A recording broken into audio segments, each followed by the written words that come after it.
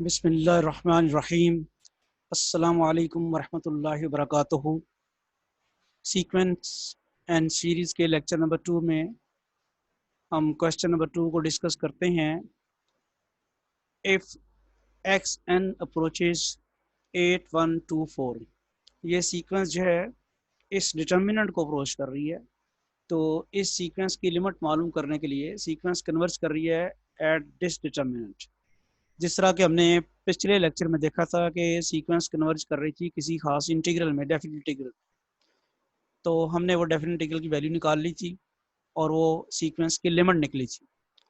इसी तरह अब ये सीक्वेंस जो है कन्वर्ज कर रही है इस डिटर्मिनेंट पे, 2/2 का डिटर्मिनेंट है, तो इसकी वैल्यू मालूम करने के लिए हमें डिटर्मिनेंट की वैल्यू मालूम करनी होगी। इसी तरह एक और सीक्वेंस है वाई एन जो इस डिटर्मिनेंट पे कन्वर्ज करती है, तो ये तो क्वेश्चन हो गया। देन मालूम करना है limit x n over y n, यानी इसकी लिमिट और इसकी लिमिट मालूम करने के बाद ही फिर ये आंसर आएगा। तो ये आपके पास है 18 ऑप्शन 15 12 9। हम जरा देखते हैं कि पहला डिटर्मिनेंट 8124 उसकी जरा वर्किंग यहाँ पे करते हैं। तो आपको जैसे पता है कि 8 इंटू 4 माइनस 1 इंटू 2, तो 32 माइनस 2, ये आ जाएगा 30। दूसरे डिटर्मिनेंट की एक्सपेंशन करते हैं, वो भी इस तरह ही 1 into 4 minus 1 into 2, 1 into 4 into 1 minus 2, 1 into 2, तो ये आ जाएगा 4 माइनस 2। अब इसका आंसर 2 आ गया। तो एक्स एन और वाई एन लिमिट जो है वो किसको अप्रोच करेगी? 30/2। एक्स एन आपका 30 निकला, एक्स एन 30 को अप्रोच कर रहा है, वाई एन जो है वो 2 को अप्रोच कर रहा है, तो एक्स एन और वाई एन जो है 30/2 को अप्रोच करेगा। तो आंसर हमारे पास क्या आ गया? 15। तो 15 वाली ऑप्शन जो है, फिर ये ऑप्शन जो है वो ठीक है, 15। अब नेक्स्ट क्वेश्चन की तरफ चलते हैं हम। वर्किंग हमने देख ली इसकी। तो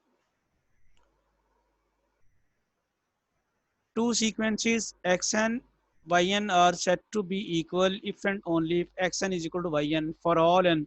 देखें भाई, सीक्वेंस की टर्म्स जो हैं, करस्पॉन्डिंग टर्म्स अगर उसकी सारी की सारी दो सीक्वेंसेस की इक्वल होंगी तो वो सीक्वेंसेस बराबर होंगी।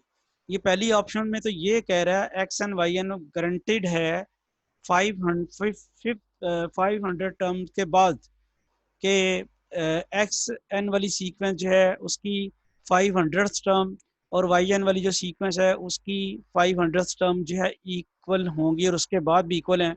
लेकिन पहली वाली टर्म्स के बारे में यहाँ गारंटी नहीं है, क्या एक्स एन वाई एन के बराबर होगा कि नहीं होगा, it is not given to you. वो स्टार्ट ही एन 500 से होता है, यानी यहाँ पे 500 लगाएं और यहाँ भी 500 लगाएं तो वहाँ पे कंफर्मेशन होती है कि वो जो है वो बराबर हैं। ये 50 से शुरू होता है, 49 तक का गारंटी नहीं है। ये 5 से शुरू होता है, यानी पहली 4 टर्म्स की गारंटी नहीं है कि वो बराबर, करस्पॉन्डिंग टर्म्स इक्वल हैं कि नहीं है दोनों सीक्वेंस की।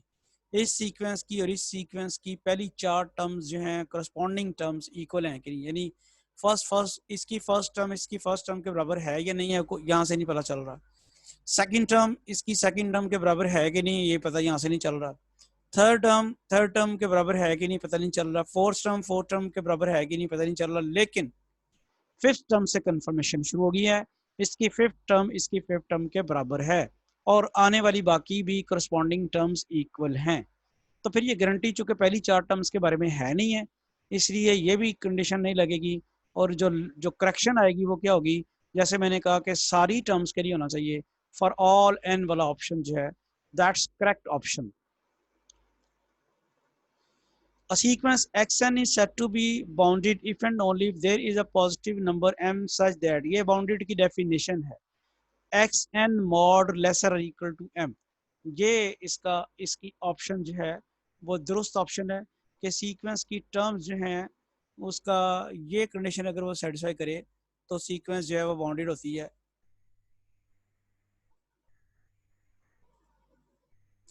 The limit of a sequence if it exist is unique. जाहिर बात है, अगर किसी सीक्वेंस की लिमिट एग्जिस्ट करती है तो वो फिर यूनिक होती है। दो लिमिट्स अगर हों तो वह सीक्वेंस फिर कन्वर्ज नहीं करती। कन्वर्ज होने का तो मतलब है इकट्ठे होना किसी एक जगह पे। Every convergent sequence is bounded. जी, ये एक रिजल्ट भी है मैट्रिक्स स्पेसिस में भी और यहाँ भी सीक्वेंस सीरीज वाले चैप्टर में, इन्फिनिट सीरीज वाले चैप्टर में भी, कि every convergent sequence is bounded. A sequence an is said to be non decreasing। Non decreasing से मुराद क्या है कि वो इंक्रीजिंग नहीं है, यानी बाद में आने वाली टर्म जो हैं वो बढ़ती नहीं है। बाद में आने वाली टर्म जो हैं वो कह रहा है कि बढ़ती नहीं है। नॉन डिक्रीजिंग से मुराद क्या होती है कि डिक्रीज, नॉन डिक्रीजिंग से मुराद ये है, डिक्रीजिंग तो होगी ना कि बाद में आने वाली टर्म जो है वो छोटी हो जाती हैं, और नॉन डिक्रीजिंग से मुराद क्या है कि बाद में आने वाली टर्म जो है वो छोटी नहीं होती। तो फिर क्या लगेगा, बाद में आने वाली टर्म कौन सी है? an के बाद में आने वाली टर्म जो है an+1 है। तो यहाँ क्या कह रहा है कि बाद में आने वाली टर्म जो है या तो पहली टर्म के बराबर होगी या उससे बड़ी होगी। तो फिर इसको हम क्या कहते हैं, ये ऑप्शन जो है ये नॉन डिक्रीजिंग के लिए करेक्ट ऑप्शन है। क्योंकि अगर आप इसमें ये लगाएंगे तो ये डिक्रीजिंग है, क्योंकि बाद में आने वाली, ये बल्कि स्ट्रिक्टली डिक्रीजिंग है क्योंकि बाद में आने वाली टर्म छोटी हो गई है, और ये बाद में आने वाली टर्म जो है वो छोटी भी हो रही है, बराबर भी हो सकती है, तो ये डिक्रीजिंग है। तो हमने लेनी है नॉन डिक्रीजिंग। तो नॉन डिक्रीजिंग में बाद में आने वाली टर्म जो है पहले वाली टर्म से के बराबर हो सकती है या उससे बढ़ सकती है, तभी जाके नॉन डिक्रीजिंग होगी।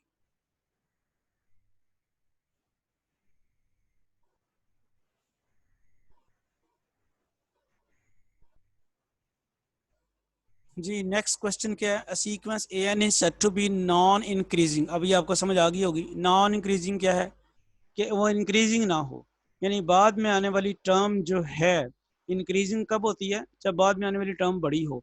तो बाद में आने वाली टर्म बड़ी नहीं होनी चाहिए, यानी फिर कौन सी ऑप्शन लग सकती है, बाद में आने वाली टर्म बड़ी ना हो, वो कौन सी ऑप्शन है, वो ये वाली ऑप्शन है, जिसमें बाद में आने वाली टर्म जो है पहले वाली टर्म से छोटी हो रही है या बराबर हो रही है। यहाँ तो काम खराब है, ये तो बाद में वाली टर्म बढ़ जाती है, तो ये तो इंक्रीजिंग हो जाएगी, ये भी इंक्रीजिंग हो जाएगी, लिहाजा ये वाली ऑप्शन जो है वो करेक्ट ऑप्शन है।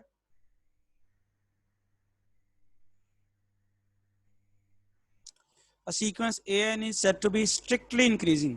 स्ट्रिक्टली इंक्रीजिंग में होता है कि वो बाद में आने वाली टर्म बड़ी हो और इक्वालिटी का चांस ना हो, तो वो ये है। स्ट्रिक्टली इंक्रीजिंग में बाद में आने वाली टर्म जो है वो बढ़ जाए और इक्वालिटी का चांस ना हो, स्ट्रिक्टली यानी उसके ऊपर कंडीशन सख्त है। अब आप देखें कि a sequence a n is said to be strictly decreasing, यानी बाद में आने वाली टर्म जो है वो छोटी होती जाए और इक्वालिटी का चांस ना हो, वो ये है, बाद में आने वाली टर्म ये है और ये छोटी होती जा रही है।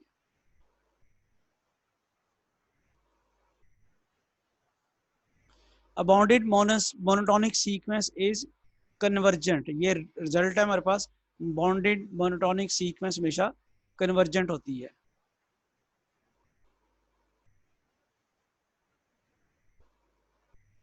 नेक्स्ट क्वेश्चन देखें, limit n approaches infinity ln n over n, इसमें से आंसर ढूंढना है। अब इसका आंसर करने के देखने के लिए हम थोड़ी सी इसकी वर्किंग करते हैं, और वर्किंग के लिए एक थ्योरम है। अब ये थ्योरम मैं ज़रा आपको याद कराने लगा हूँ। Suppose that f of x is a function defined for all x greater equal to n not.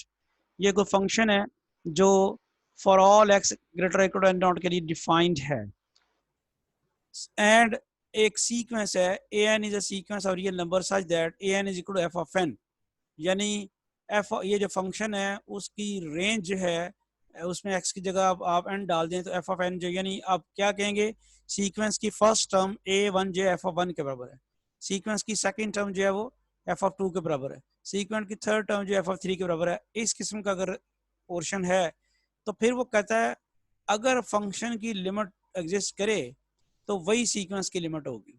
Limit x approaches infinity f of x is equal to L, और यहाँ पे limit n approaches infinity n is equal to L, यानी अगर ये condition satisfy हो, f of x is a function defined for all x greater equal to n not, और दूसरी condition साथ क्या है, a n is equal to f of n, then अगर फंक्शन की लिमिट एग्जिस्ट करेगी तो वो सीक्वेंस की लिमिट होगी। तो यही चीज़ हम यहाँ पे लगाते हैं। यहाँ आपको नजर आ रहा है ए एन किसके बराबर है, एल एन ओवर एन, तो एफ ऑफ एक्स हमने रख लिया l n x over x.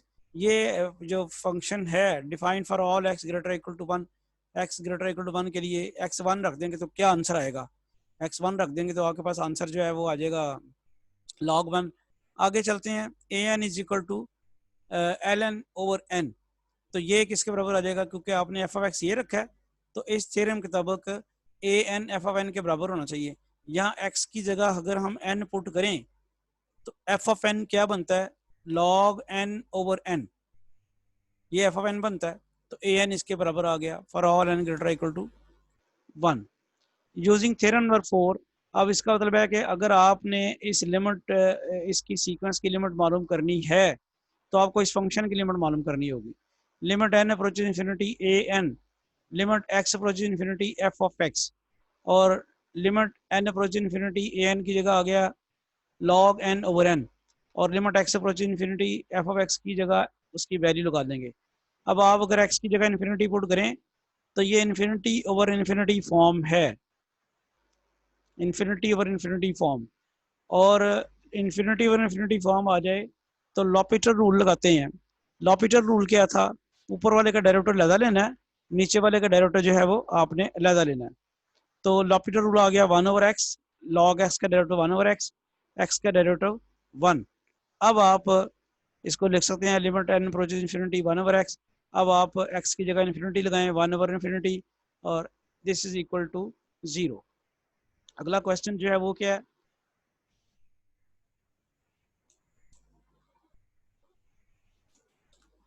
Limit n approaches infinity 2n over n square plus 3 under root. इसका आंसर मालूम करने के लिए इसकी भी ज़रा कैलकुलेशन करते हैं। तो लिमिट एन अप्रोचेस इन्फिनिटी क्या किया हमने, डिनोमिनेटर में से एन स्क्वायर कॉमन लिया, अंडर रूट के बाहर आके वो एन रह गया, और यहाँ पे रह गया 3 ओवर एन। अब ये वाला एन और ये वाला एन आपस में कैंसिल हो जाएगा, तो आपके पास रह जाएगा 2 over limit n approaches infinity 2 over n plus 3 over n. अब आप ज़रा यहाँ पे 3 ओवर एन डालें, 3 ओवर इन्फिनिटी आ जाएगा, तो वो आपके पास 3 ओवर इन्फिनिटी 0 बन जाएगा, तो 2 ओवर 1 प्लस, तो ये आज के आपके पास आंसर आ गया 2 ओवर 1, जो कि 2 बन गया आंसर। तो आपके पास फिर इस क्वेश्चन का आंसर जो है, करेक्ट ऑप्शन जो है वो क्या है फिर 2।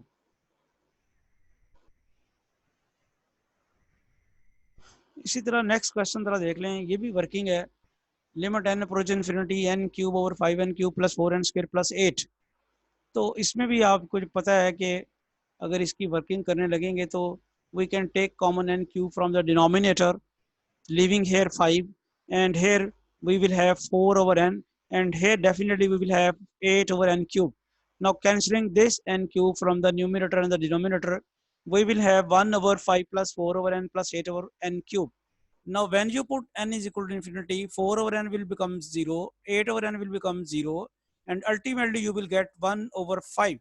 Here 1 over 5, and this term becomes 0, this term becomes 0, this gives you 1 over 5, and which option should be the correct option? 1 over 5, C part. Turning to the next question,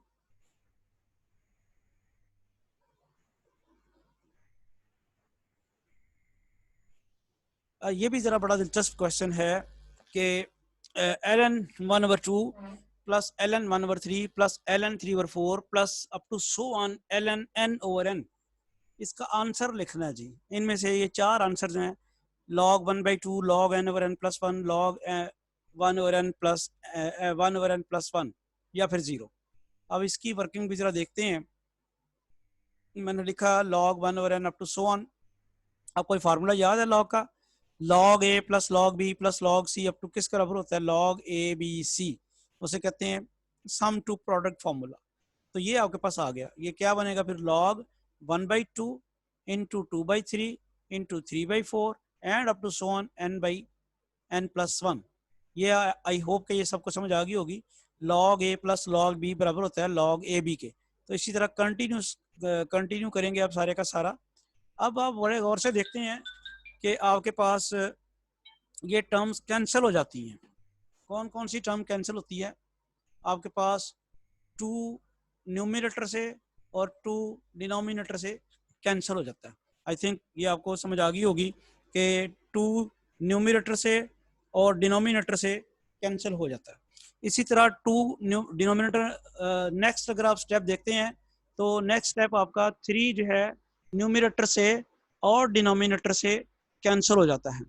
तो इसी तरह इस 4 को बड़े गौर से देखें, आपको आगे नज़र कुछ नहीं आ रहा, तो आप लेकिन आगे आने वाला 4 ही था, न्यूमिनेटर में आगे आने वाला 4 ही था। तो आपका ये डिनोमिनेटर वाला जो है वो आगे आने वाला जो न्यूमिनेटर वाला 4 है उससे डेफिनेटली कैंसिल आउट हो जाएगा। ऑब्वियसली इस वक्त नज़र नहीं आ रहा, लेकिन अब जरी पता है इतनी टर्म्स हम कैसे लिख सकते हैं, 3-4 टर्म्स लिखनी है, कंटिन्यूशन है। अब लाइकवाइज ये जो न्यूमिनेटर का n है, it will be cancel out the n of the denominator which we are not seeing here. जैसे ये 4 डिनोमिनेटर का 4 न्यूमिनेटर के 4 से कैंसिल हुआ, इसी ऊपर 4 नजर नहीं आ रहा, लेकिन वो मौजूद जब सारी टर्म्स लिखेंगे तो आएगा।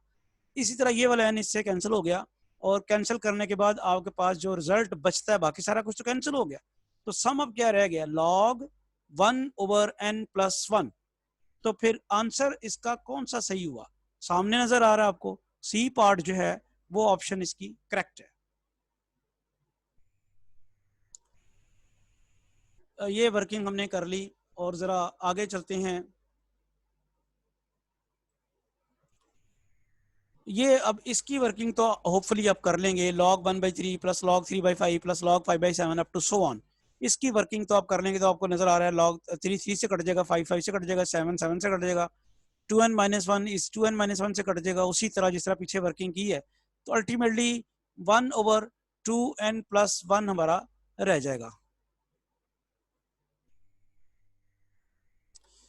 ये देखें, for the series sigma n varies from 1 to infinity n over 8 raised per n, limit n approaches infinity, an plus 1 over an is equal to this। तो आप पहले इस सीरीज में से an तलाश करेंगे। तो an क्या है इस सीरीज में से, उसकी जरा वर्किंग देखते हैं। an है n over 8 की पावर n। अब an तो तलाश कर लिया ये वाला, an+1 भी तलाश करेंगे। वो कैसे करेंगे, इसी में n की जगह n+1 पुट कर दें। n की जगह n+1 पुट किया, वो an+1 हो गया। n की जगह n+1 पुट किया, n+1, और n की जगह n+1, तो वो 8 की पावर n+1 हो गया। तो अब आप देखते हैं कि ये जो 8 की पावर n+1 है, 8 लैदा कर दिया और 8 की पावर n लैदा कर दी, ऊपर से n+1 जो है वो रह गया।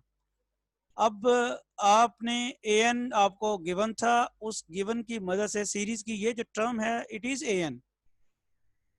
with the help of this an you just have calculated an+1, which is n+1 over 8 into 8 raised per n. Now what we are going here, we are just finding this limit n approaches infinity, an+1 over an. Limit n approaches infinity, what is the value of an+1? As we calculated just here, n+1 over 8 into 8 raised per n. And what is the value of n over 8 raised per n. Now obviously you can cancel 8 raised per n, this 8 raised per n, and this 8 raised per n, and we will have here limit after cancelling, limit n approaches infinity, n+1 over 8 over n. Now ultimately this 8 will become in the denominator, leaving n+1 over 8n, and finally we can take 1 over 8 outside the limit, और आपके पास अब रह गया limit n approaches n+1 over n। इसकी calculation करने के लिए ये आप लगाते हैं। अच्छा, ये स्टेप रिपीट हो गया है, वो ज़रा आप देख लें। और अब आप डिवाइड करेंगे इसको n over n plus 1 over n। तो ये आपके पास क्या आ जाएगा, 1 over 8 n approaches infinity, n over n 1, और ये वाला आपके पास क्या आ गया है, 1 over n। अब आप n की जगह इन्फिनिटी पुट करते हैं तो 1 over इन्फिनिटी 0 हो जाता है, तो आपके पास आंसर आ जाता है 1 over 8। और आपकी करेक्ट ऑप्शन जो बनती है वो ये बनती है 1 over 8। कौन सा ऑप्शन है, बी पार्ट आपकी करेक्ट ऑप्शन बनती है। होपफुली ये आपको क्लियर होगी बात कि जी इस सीरीज में। अब ये तो एक क्वेश्चन है, इस तरह के बेशुमार और बना के वो दे सकता है आपको, और इतनी लंबी कैलकुलेशन तो सिर्फ आपको समझाने के लिए है कि ये आपने उसको जल्दी से वर्क करना है, क्योंकि इतना ज़्यादा टाइम आपके पास होगा नहीं पेपर में कि आप इतना लंबा काम कर सकें।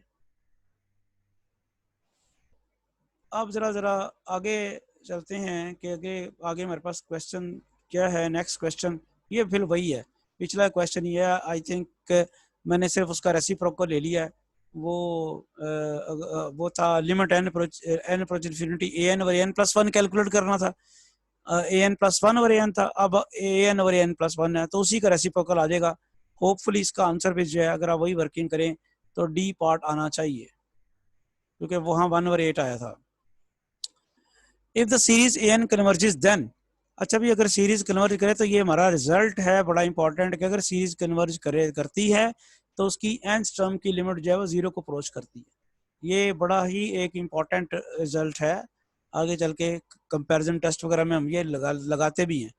फिर वो कहता है कि अगर limit n approach is not limit n approach infinity n is not equal to zero then the series, तो डेफिनेटली ये फिर डाइवर्ज करेगी ना, ऊपर कंडीशन लगा के तो आए हम कि अगर तो वो कन्वर्ज करती है तो फिर जीरो होना है, और अगर वो जीरो नहीं है तो फिर डाइवर्ज करेगी, फिर कन्वर्ज कर ही नहीं सकती। तो ये उसी से ही वही रिजल्ट है, दूसरी तरह से पूछ लिया गया है। The series whose terms are alternatively positive and negative are called, तो जैसा कि बताया जा रहा है अल्टरनेटिव पॉजिटिव एंड नेगेटिव, इसको अल्टरनेटिंग सीरीज कहते हैं। और अल्टरनेटिंग सीरीज टेस्ट भी हमारे पास मौजूद हैं, वो भी हम लगाते हैं अल्टरनेटिव कंडीशनल कन्वर्जेंस या एब्सोल्यूट कन्वर्जेंस के लिए। The interval in which a power series converges at each point of the interval is called an interval of convergence कहलाएगा, जिसमें जिस इंटरवल में हर पॉइंट के ऊपर सीरीज कन्वर्ज करे उसको हम इंटरवल ऑफ कन्वर्जेंस कहते हैं। तो नेक्स्ट क्वेश्चन देखते हैं। The half of the length of interval of convergence is called the radius of, जाहिर बात है वो रेडियस ऑफ कन्वर्जेंस ही होगा ना, क्योंकि ऊपर आप कह रहे हैं इंटरवल ऑफ कन्वर्जेंस की बात कर रहे हैं, तो उसका रेडियस जो है वो रेडियस ऑफ कन्वर्जेंस ही होगा। ये क्या कह रहा है जी, by ratio test the radius of convergence is R, हाँ जी रेशो टेस्ट से ये आएगा limit n approaches infinity a n over n plus one mod, ठीक है। ये रेडियस ऑफ कन्वर्जेंस का ये फार्मूला है, रेशो टेस्ट का ये होता है, लेकिन रेडियस ऑफ कन्वर्जेंस में वो रेडियस की वजह से वो जब हम ड्राइव करते हैं तो इस फॉर्म में आ जाता है, लिहाजा आंसर जो है आपका फिर ये पार्ट होगा limit n approaches infinity a n over n plus one mod. इसी तरह भाई रूट टेस्ट जब लगाते हैं तो रूट टेस्ट बेसिकली ये होता है, रूट टेस्ट जो है वो ए एन की पावर वन ओवर एन है, तो आपका फिर वो रेसिप्रोकल हो जाएगा वन ओवर ए एन की power one over n, power इस रूट है ना, एक्चुअली रूट कह रहे हैं ना इसके नाम से है, तो वन ओवर एन।